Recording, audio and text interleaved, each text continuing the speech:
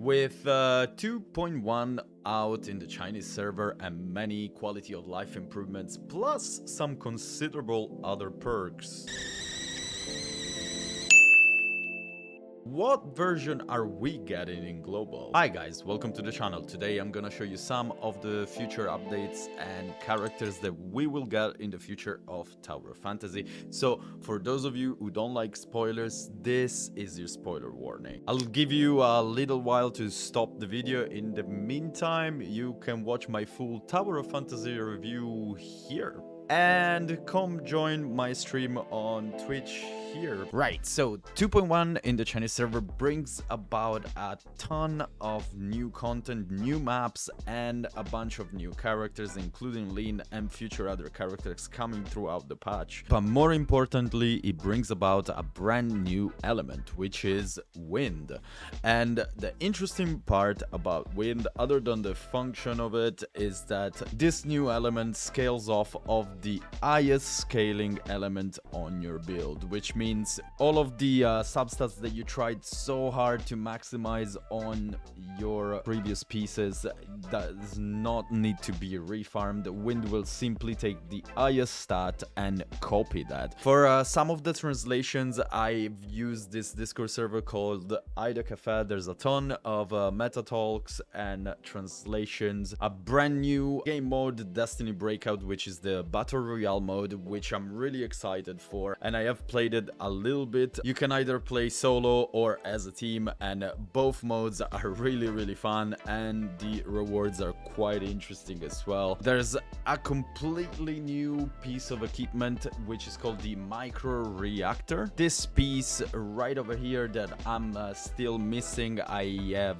yet to farm for it, but this means that the scaling is going up and up and up, and everything is getting progressively harder as the players reach level 80. So I'm really excited to see if we are going to start with this brand new piece of equipment straight away, because then that changes the scaling massively. Added a crusade operation combat debugging area, unlocked a level 65 with added rewards for it as well, which is essentially a all new weekly dungeon. For number 8, the new executive training mode, weapon trial exploration training, which means that you can basically test out the character slash weapon before you even pull for it. This feature was not here before this version of the game, which oddly I thought it was really strange, because you, being a gacha game, you are kind of want to try the character before you even pull for it. So I'm really happy they added this feature. Another very important one, number 13, added malicious matching penalty. Team dungeon added the function of voting to kick out players, which honestly, it does sound really toxic at first.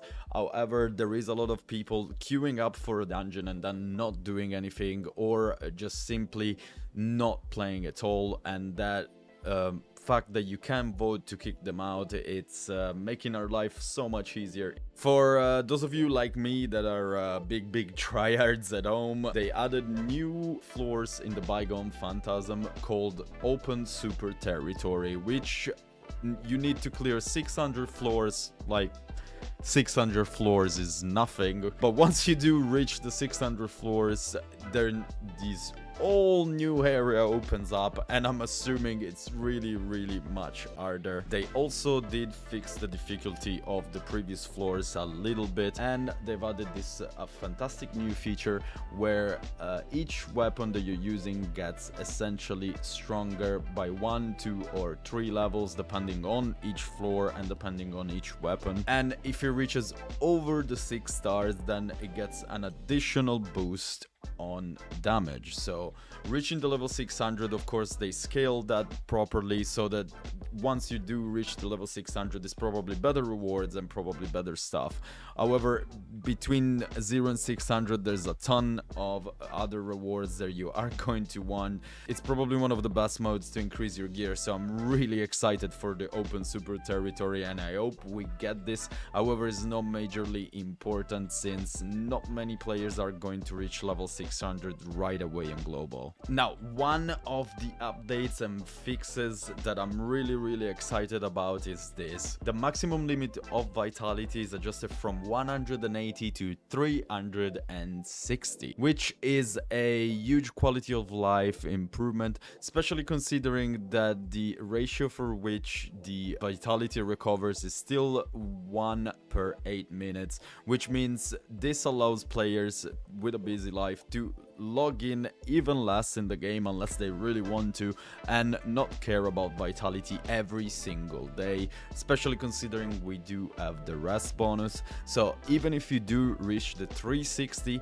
once we get over it, you still are getting some of the rewards. But this is a huge improvement, and I really hope we get this from day one on global. They also made some adjustments on the gadgets on mobile devices. The release method of the mechanical arm is changed, and it's considerably better for mobile players out there. This is probably gonna be a very good quality of life adjustment that you're gonna want in global. Another very good fix they made is the optimize the experience of using the controller, and let me tell you, we really needed this. If you are a player like myself that really enjoys playing controller, I've started playing most of my games on PS mostly, and when I had to come to Tower of Fantasy, I had to learn keyboard and mouse because the controller experience was really bad, and I have yet to try the controller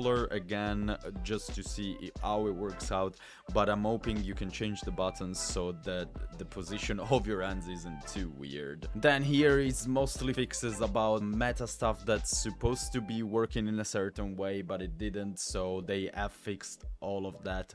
Nothing too much to worry about unless you're really into the meta of the game, which I don't want to talk about here in this video, but I am mentioning it to show you how much Ota Studio cares about this game. Every single patch they brought out in the Chinese server has brought out a new map, new characters, new chips, new meta, and a bunch of other game modes. But once the game is fully out, I hope all these fixes and quality of life adjustments come along with it, and I honestly don't see why they wouldn't.